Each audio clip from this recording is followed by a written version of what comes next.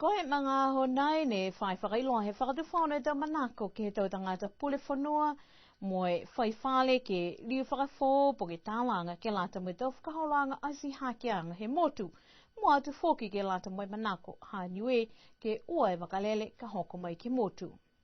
Pehe e lilifu palemia ko toki tālangi koe ua e kumikumianga ke whakaholanga whakalaulahi e tau ngahua he motu ke he whahi whenonga ewa. Ue mena ia, ke garona de tuluia. No kalewa de manaka fu de forno ha, ke deu se deu fale. Tunga ni deu fale de mo tanga, baka kisi. Maiki ke deu se. Kisia hanga mtaki ke deu se. Koe manaka e mani ha ke whakarola hea tu ke iloa. Puhai ni manaka. Kai tunga i hiloi de tulu. Mana i muka muka de mana ni. Haka tokoronga he te tangate deu fale i e ne toka no. No nofi kusila. Ike mana ko deu tulu ni ka ha he muduni. Si koe kumianga i he mana. Ue mena ne manaka kumi ke mana whakamua.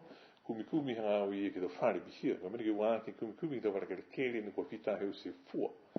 Moe a tā ina ke mai ke hanga behi hauni ta tangata manako ke tāda hotel. Whana whahako ni ke behi hei do wara ka ina. Te wata lia he do ma whae hei do ma whana hōng do ke tāra ke se taus bihia.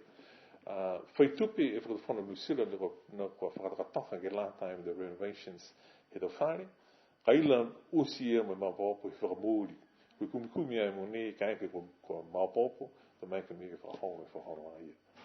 Ka whaitupi fuki ni e whakatawhana na manako ke rangatai eki e do manaia ke pari eki kai ke wai mana haka mena ni. Haiki mena mamana ke maituru kai ke pe seo we whare he tau ni tau siusi nā kai. To dausi whakapapahi whakahanga ni ke behe ka behe hongfulu tau ni, hongfulu tau hau, hongfulu tau tua. E koe lahi whakahanga ni e mena ni whakahingoa e turu kahanga to building stocks. Accommodation stocks that the tour can last time is the last from the manako ke mai ni. Ta foki huhanga mai ni he te whailoanga ia ke mua mai tau whale. Ka o se tā langa mai tau langa tai tupe ia ka pihe ko mai whakatawhana poko New Zealand ko hai e pule ke whale ka o se ai po ke mauma popoi. Tō hei ei te whakatakatanga ko dau se kia ke tunga pihe lise whale. Si pule mo ia hai company po ke pule whakatawhana ne ko lise mai e whale ke he fihe tau uafuru, tōnafuru, limafuru tau. He lisia ke langatai ke hata mahua i no kwa mena.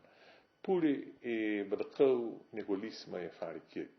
Haka whakatakataka hai e ne manakoro hiu kia. Pehe e whoki a ia koe tau whakaholoanga asi hake nei, ko a manaki ni whoki ke he tau whakatutālanga mo e kautaha wakalele New Zealand. A manaki e whakahane ke whakatutālai me dau se ta whakaholoanga fu, ma veheanga fu me New Zealand, me hina whatapa. Ko whitai whakatawhora Niue, whakatawhora New Zealand, he whakatutārai.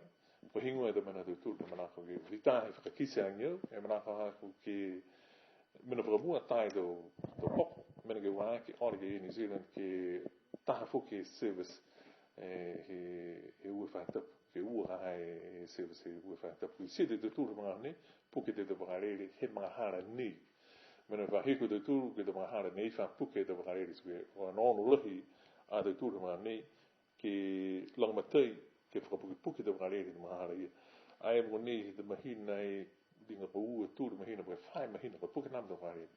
Uka lahi ke mo ue te pū wakarere ke o puke mai ke mutu. A mamana ke mai tūru ke whanoanga mahina ke tampa ke whai whakamurianga ke lātai mo e second service ka mata he te wahau.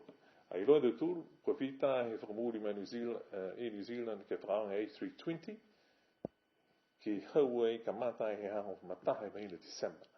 Ke matutake ki mua. Uta kehe te ei e whakaanga he te 737s tungina whaki se te tūru mga hane. Koe amamnagri au ke mau e second service i he te wahau. Koe manako ni au ke loa, koe hingua e te tupe hei New Zealand na manako ke pare e ke te tūru. Ki mua e te tūra second service i. So ke taha mena i na whakatutara lahi mo e whakatawhana musila mga ni. Ko hingua e te mena hae whakahau. Ke mua e tupu ki langa matai ki whakau ni. Whai te masene tasi aro tūru. Ne maike ki tausi aki. Kai aila semasumua i anga ini. Maike te tūru ki tausi kai manako ki unu ni hake te masene. Back up te tūru ka haa. Te maike te tūru ki langi i New Zealand. Yes, we'll do this. Tausi ni te tūru ki haa. Mai ni he te tuka te tūru. Be here by October we should have a new agreement. Parata doing more than a new agreement. Secret agreement here. Mo service once a week. Moya Mamekiana ke ui service on a fortnightly basis to start with, to for a hopefully ke latai mo ue is in a flight on a weekly basis. Ko lilifu palemia he motu ko toke talangi.